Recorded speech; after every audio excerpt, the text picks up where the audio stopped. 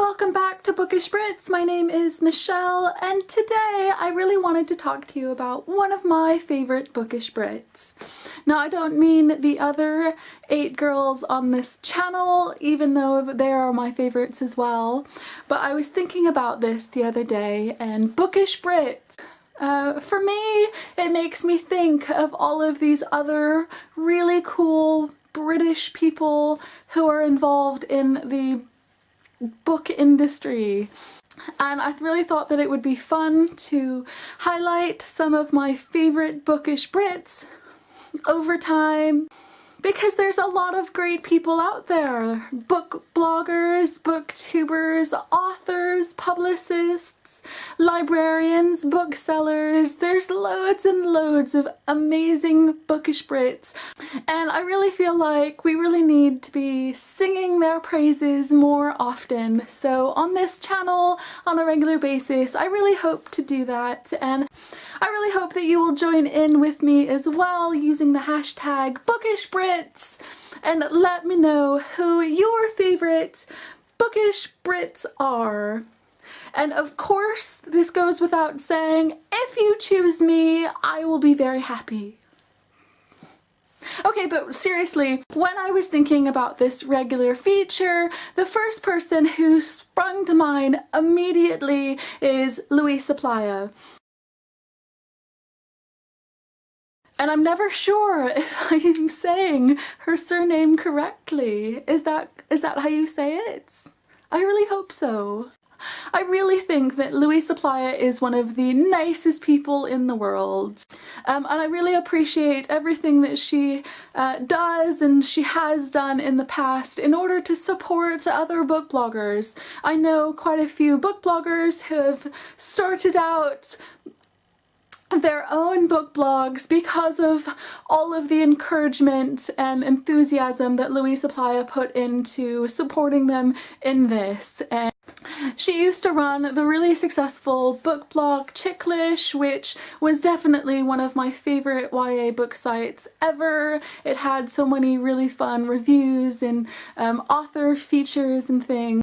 And Luisa was just really wonderful about getting other younger bloggers involved in guest reviewing and contributing to the site, and I just think that's wonderful. I think that she is wonderful. I mean, Chicklish is now closed down, sadly, but I kind of think that the legacy of it lives on. It was definitely one of the first YA-centric book blogs that I had heard of, and it definitely encouraged me to change the focus of my blog, Fluttering Butterflies, into a book blog itself, which it wasn't originally. So thank you, Luisa, for everything that you do. Now, I really want to quickly talk about her books, which I think are all fantastic.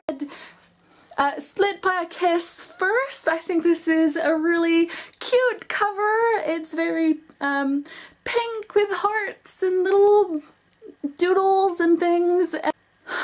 I think one of the major skills that Luisa has as a writer is to get this wonderful combination of really interesting and thought-provoking topics and mixing it with some very fun romance and kissing, and also lots and lots of humor. Her books are really funny and romantic, but they're also really heartfelt and a bit emotional as well. And this first book by Luisa, Split by a Kiss, is kind of sliding doors-esque, in which this girl, Jo, comes to this like moral dilemma, and she sort of splits herself into these 2 different really difficult decisions. Does she do, you know, this thing, or does she do this other thing, and what's the right decision? And somehow this one kiss that she has ends up splitting the story in 2, and we see how each of these 2 decisions affects this one girl's life. And it's really interesting looking at the decisions that you make and really exploring your own identity, and I think that's something that that Luisa does really well in all of her books. make the reader and her main characters really question what's important in their lives, especially to do with themselves, what they stand for, what they think, who their friends are going to be, and how they're going to behave. And I thought that this book, Split by a Kiss, was a wonderful and very funny book, and I really recommend it to absolutely everybody, even if you aren't the sort of person who might pick up a romantic, light-hearted read such as this. Next I picked up Swapped by a Kiss, which is a sort of companion novel to Split by a Kiss, in that they follow the same characters that you meet in Split by a Kiss, but instead the main focus, instead of being on Joe, is on Rachel. And again, there is this monumental kiss that changes everything, but instead of splitting it in time and everything, it actually makes Joe and Rachel switch bodies. And what I loved about this book so much is that we can really see how much Joe and Rachel both envy each other, and they both think that the other person has things easy and everything is probably less difficult, but they create herself and her own life and the people in it, and it was really, really cute and sweet, and again, really, really fun. Next up we have Extreme Kissing, and I think out of all of Luisa's books, this is the book that surprised me the most.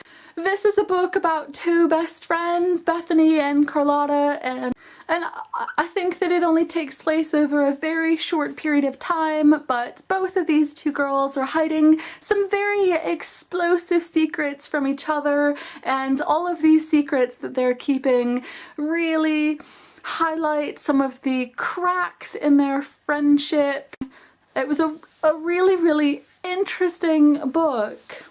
I do love that this one is set in London, and you can see the two girls sort of shopping and exploring London. I really love books with this great UK setting, and I'd definitely like to see more of that. Next up we have Kiss, Date, Love, Hate, and I think this is by far Luisa's geekiest book. I think that in each of her books so far we see some really great elements of geekiness, but this is a book about a video game, and the main character Lex is able to add all of her friends to it, and in kind of like a Sims City sort of style, she's able to alter their behaviors and appearance, and she has a little bit of fun with it.